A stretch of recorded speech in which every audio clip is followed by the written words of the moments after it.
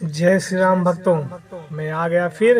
आज माता सीता और श्री रामचंद्र जी और हनुमान का कथा और सुंदरकांड लेके आइए अब इस अध्याय में सुनते हैं। मोरा में हृदय परम संदेहा, सुनि कपि प्रकट कीना निज देहा। कनक बुधाराकार शरीरा, समर भयंकर अति बलबीरा। मेरे मन में बड़ा संदेह है। यह सुनकर हनुमान जी ने अपने शरीर को प्रकट किया, जो सुवर्ण के पर्वत के समान विशाल और पराक्रम से भरा अत्यंत भयंकर और रणधीर था। तो आइए, सीता मन भरोसा तब भयहूँ, पुनि लघु रूप पवन सुत लयहूँ। तब सीता जी के मन में भरोसा हुआ। पुनः हनुमान जी ने छोटा रूप धारण कर लिया। उसके बाद क्या होता है, आइए कथा के माध्यम से सुनते हैं। सुनी माता सखा मृग नाहिम, बल बुद्धि विशाल प्रभु प्रताप। तेम गरुड़ ही खाई। हे माता सुनो, यद्यपि वानरों के बल और बुद्धि की बड़ाई कुछ नहीं है, परंतु प्रभु के प्रताप से छोटा सा सर्प गरुड़ को खा जाता है। मन संतोष सुनत कपि बानी, भक्ति प्रताप तेज बलसानी।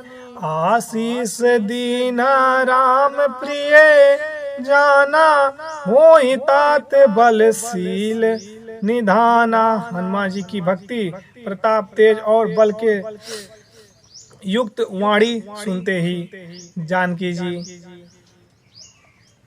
के मन में संतोष हो गया। तब उन्होंने आशीर्वाद दिया कि हे तात, तुम बल और बुद्धि के निधान हो जाओ। अजरे अमरे गुनी निधि सुत होऊं, करहु बहुत रघुनायक छोहूं। करहु कृपा प्रभु अस सुनि काना, निर्भय प्रेम मगन हनुमाना। हे पुत्र, तुम अजर अमर और गुणों के समुद्र हो जाओ, तथा तुम पर श्री रामचंद्र जी सदा कृपा करते रहें। ऐसा वचन कानों में सुनकर हनुमान जी पूर्ण प्रेम से मगन हो गए और बारंबार नयासी पद सीसा, बोल वचन जोरी कर कीसा। अब कृत्या भयहूँ, मम माता आशीष तब अमोघ विख्याता।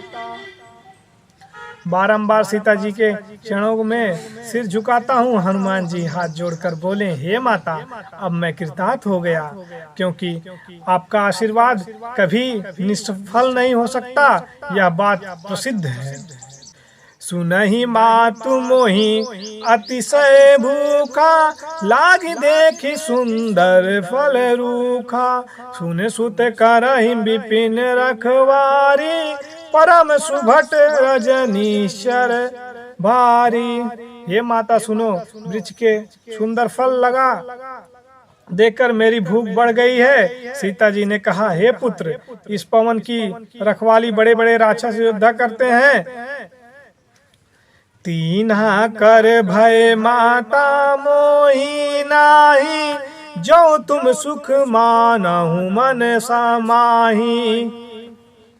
यह सुनकर हनुमान जी बोले, हे माता, हमें उन राक्षसों का डर नहीं है। यदि आप मन में सुख माने तो मैं जाकर फल खा लूं। दुआ। देखी बुद्धि बल निपुल कपि कहूँ, जान की जाहूँ राघुपति चरण। हृदय धरि तात मधुर फल खाऊं। तब हनुमान जी को बुद्धि और बल में निपुण देखकर जानकी जी ने कहा, हे तात जाओ और श्री रामचंद्र जी के चरणों को हृदय में धारण करके मीठे मीठे फल खाओ। श्री राम भक्तों, आज का सुंदरकांड का अध्याय यहीं समाप्त होता है। अगले वीडियो में फिर लेके मिलते हैं अगले भाग में। जय श्री